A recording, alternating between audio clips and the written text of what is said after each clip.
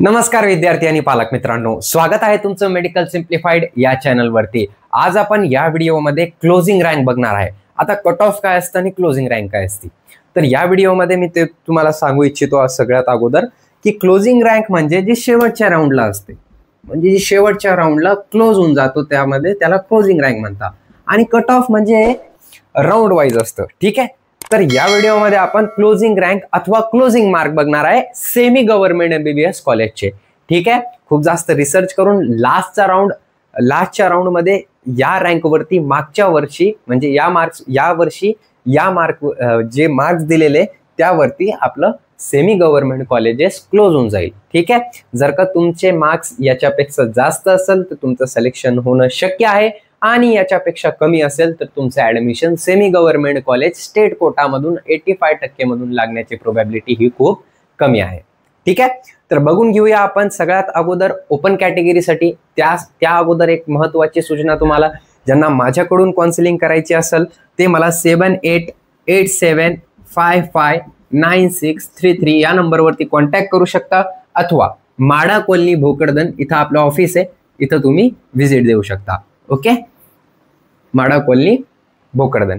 तर सगळ्यात महत्त्वाचा मुद्दा काय असतो ना की तुमची रँक जी असते ऑल इंडिया रँक त्याच्यावरून काउन्सिलिंग होत असते, पण खूप साऱ्या विद्यार्थ्यांना आणि पालकांना AIR रँक समजत नाही, म्हणून त्यांच्यासाठी आज मी हे जे मार्क्स आहे ते तुमच्या समोर आणलं आहे, ठीक आहे।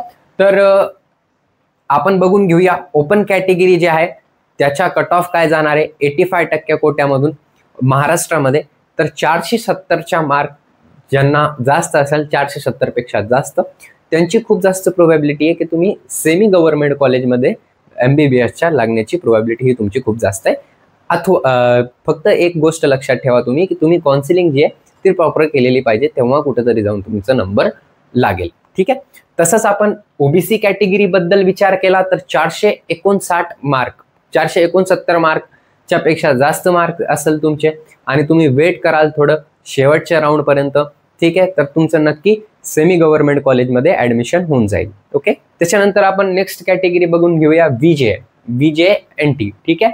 तर या कॉलेजचं क्लोजिंग मार्क्स काय असणार आहे तर 462च्या आत ज्यांची रँक असेल त्यांना कॉलेज अलॉट होण्याची प्रोबॅबिलिटी ही खूप जास्त असणार आहे, ठीक आहे। त्याच्यानंतर आपण NTB बघितलं तर 462 मार्क, किती 462 मार्कच्या आत जर का तुमची रँक असेल तर तुमचं कॉलेज अलॉट होण्याचे जे चान्सेस आहे ते खूप जास्त वाढून जाईल। त्याच्यानंतर आपण NTC बघितलं तर 470 मार्कच्या आत ज्यांचे मार्क जास्त मार्क ज्यांचे असेल त्यांना ते कॉलेज अलॉट होण्याचे चान्सेस खूप जास्त आहे, ठीक आहे। फक्त आणि फक्त तुम्ही काउन्सिलिंग प्रॉपर केली पाहिजे, तेव्हा कुठेतरी जाऊन तुम्हाला कॉलेज अलॉट होण्याची शक्यता आहे। NTCचा विचार केला आपण तर 470 मार्क, ठीक आहे। NTD 470 मार्क, SC कॅटेगरी 445 मार्कला तुम्हाला कॉलेज अलॉट होण्याचे चान्सेस हे खूप जास्त असणार आहे, ठीक आहे। त्याच्यानंतर ST कॅटेगरी बघितली आपण तर 310 मार्क ज्यांना असेल, त्या 310 पेक्षा जास्त मार्क ज्यांना असेल त्यांची प्रोबॅबिलिटी ही खूप जास्त बनून जाते की तुम्हाला सेमी गव्हर्नमेंट कॉलेज अलॉट होऊन जाईल। एक अजून महत्वाची गोष्ट 290 ते 310, कारण ST कॅटेगरी जी असते ना त्याच्यामध्ये अनिश्चितता खूप जास्त असते, 290 वर सुद्धा कॉलेज अलॉट होण्याची प्रोबॅबिलिटी असते आणि 310 वर सुद्धा।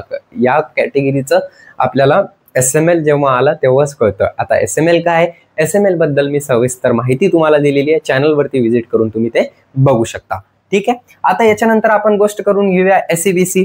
तर SCBCचा कट ऑफ हा मागच्या वर्षी VJNT सारखा गेला होता, ठीक आहे। तर 462 मार्क जरी धरले आपण आणि 463 मार्क जर का असेल तुम्हाला SCBC कॅटेगरी मधून असाल तुम्ही, तर तुमची खूप जास्त प्रोबॅबिलिटी आहे की 85% कोट्यामधून तुम्ही प्रायव्हेट म्हणजे सेमी गव्हर्नमेंट MBBS कॉलेजला लागू शकता, ठीक आहे। तर हीच तुम्हाला सविस्तर माहिती मी दिलेली आहे। मला नक्कीच वाटतं की हे वाटत असेल की चॅनलला सबस्क्राईब केलं पाहिजे, तर नक्की चॅनलला सबस्क्राईब करा।